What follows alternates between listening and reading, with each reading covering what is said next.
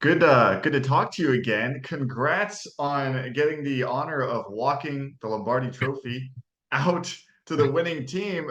First of all, how'd you find out? Did they call you? Did like Roger Goodell call you? What happened here?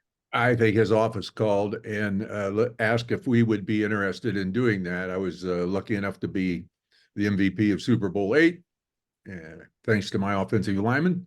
Mhm. And because of that, they're celebrating the 50th anniversary. So we thought we'd go along with it and carry the trophy out. The only problem I have, Mike, I'm going to tell you the truth. Okay. When you get that trophy in your hand, I've held that a couple times over the course of my career. Just to hand it to somebody, it's going to be might be a little grabby right there for just a moment. It's crossed my mind. I might have a little trouble giving that up, particularly after I walk out there 50 yards. I tell you what, if you just barely jerk it back for a second, it'll be like a hat tip to this interview, and we'll and we'll post the entire clip. Larry knew what he was doing the entire time. Well, Um, Commissioner Goodell is a good friend of mine over the years. I don't know. I might be testing it right there. that'd make such a viral moment. I think you should absolutely do it. Can you just talk about the honor it is to? I mean, that whoever wins, that trophy's going to come out, and as you mentioned, it's a 50-yard walk. All eyes are on you. Everyone's touching the trophy. I mean, that's amazing. Yeah, it's a fun moment that's been celebrated. It's grown to its full impact over years. Of course, Super Bowl 58 says it all. I can remember, I'm old enough that I can remember all the way back to the first Super Bowl. And the trophy award thing at the end of it was kind of a post thing, but it's grown into something, it's well, it's all over the world. It's not just, I was going to say, it's a national attention moment, but Yeah. it's more than that. It's a worldwide moment, and it's kind of fun to be part of that celebration. It wasn't as extensive back in Super Bowl eight. We didn't feel that we were talking and seeing people on the other side of the world, but as times have changed, the Super Bowl has changed with it. Do you have a favorite Super Bowl memory? I think in the closing moments of Super Bowl seven, when we went undefeated. That lingers. Jake Scott was a defensive back for us that played a magnificent game and had two interceptions in that game to end the perfect season. And that moment when he's going down and the ball is balanced on his fingertips just stays in my mind, looking out there and seeing that in those closing moments after the field goal was blocked and there was some anxiety. We had Yeah. dominated the game, but then there was a moment there where it was a question. And then to see that ball on his fingertips, I flash back to that every time I think about the undefeated season. I flash back to that. And then he was the guy, Jake Scott, that did that. It was the MVP. After the game, he stood up in the locker room and was holding the ball that was awarded to him. And he said, I don't think any of us in this room realized what we just did. We went Yeah. under the only time in 100 years. And I know it's just a finite difference, but at the same time, it's still that finite is actually the universe because no one else has done it. So it's a special moment that makes all the Dolphin fans cherish that moment a little more, I think. Yeah, we're actually honoring the 72 team. Today we have a story running about that motorcycle that all you guys signed. So they're trying to raise money by raffling it off for the Dolphins Foundation. That's a pretty cool. That was a pretty cool bike. Have you seen it? Oh yeah, I signed it. Yeah, it was a good idea, and over the years, the Dolphins have sponsored a lot of charities that have been Yeah. really rewarding to be affiliated with. Can you talk to Nat more for me? Because he didn't let me drive it. Like went out there, did the story, and he's like, Mike, we it's insured, but not insured for you. Okay. I can talk to Nat Moore. I've talked to Nat Moore. Whether Yeah. Nat Moore listens to me or not, that could be another. We'll see. He doesn't even pick up my phone call. He doesn't listen to me either. All right, let's talk about this game if you don't mind.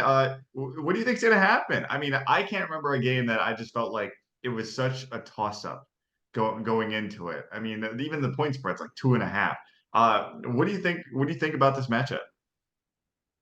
I think it's got the Zonka family divided a little bit. I've got a younger brother, Andy, that lives in San Francisco. He's a pretty avid 49ers fan. And then my younger son, Paul, is very much an avid Mahomes fan. So Mm, there's a little, I like to think that the whole Zonka family is Dolphin fans, which is overall, yes, that's true, but there are yeah. people that have their favorites because they're Ocal. I I don't pretend to predict what's going to happen. Super Bowl over the years has been so virtually unpredictable. Relatively few times has it been easy to pick since it began in Super Hmm. Bowl one. So it's going to come down to who can do it in that fourth quarter. It's going to be an exciting game. I think I'm Yeah, looking forward to it. for sure. Can you predict when the Dolphins are next going to be there? What do you think about Oh, I their wish outlook I going could. forward? Yeah. At mid-season, think about that, Mike. You do this for a living. You know what I'm talking about. Hmm. To be the number one seed or appear to be the number one seed at halfway through the season is a curse. You Yeah. know, you shouldn't strive for that. You should strive to be a consideration at the halfway point.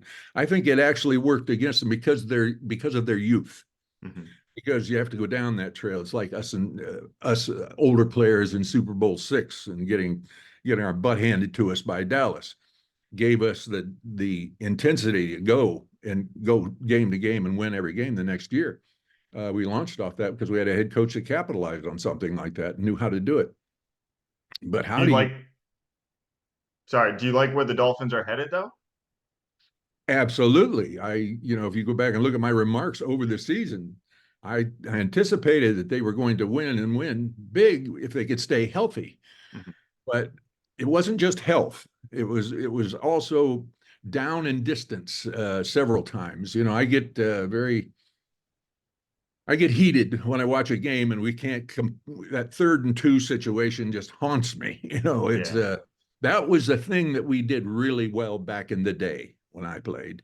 We had ball control and we would find a way to get a first down on 3rd and short. And if you go back and look at when the Dolphins started to falter in mid-season, it was around a lot of those situations, which I find very nerve-wracking. And I expressed that on my computer while I was watching.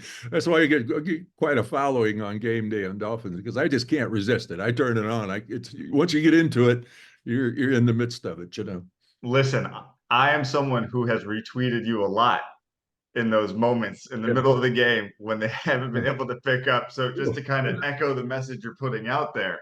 Yeah, it's very, to be an ex-player particularly, Yeah. and like yourself being very involved in it, you feel that you measure the intensity of the moment. It transfers through whatever mechanism you're watching the game. You don't have to be at the game, Mhm. but it's you still feel that. That's still you just when they try to get a first down and don't do it, the frustration is you know well, let's put it this way. I have to stay back at least 3 feet from my computer, so I can't. Someone pulling your phone away from you and taking Yeah, taking the computer away. bounce it off the wall. It's a it's fun to be at the game, and it's even harder to hold your emotions when you're at the game. It's yeah, I'm still an Uh, avid fan, as you can tell.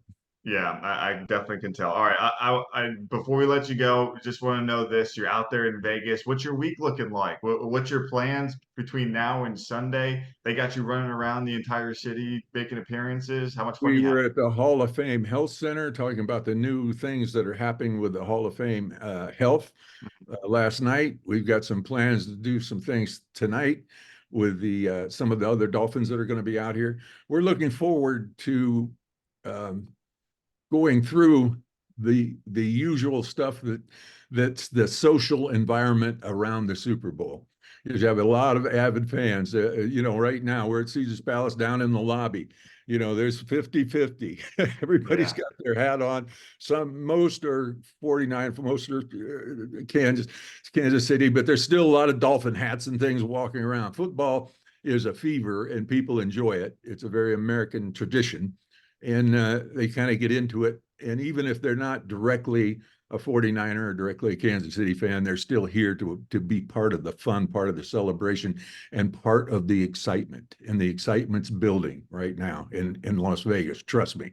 The weather was bad. It's turning very nice, and people are starting to chant Yeah. outside the hotel. So it's going to be a fun weekend.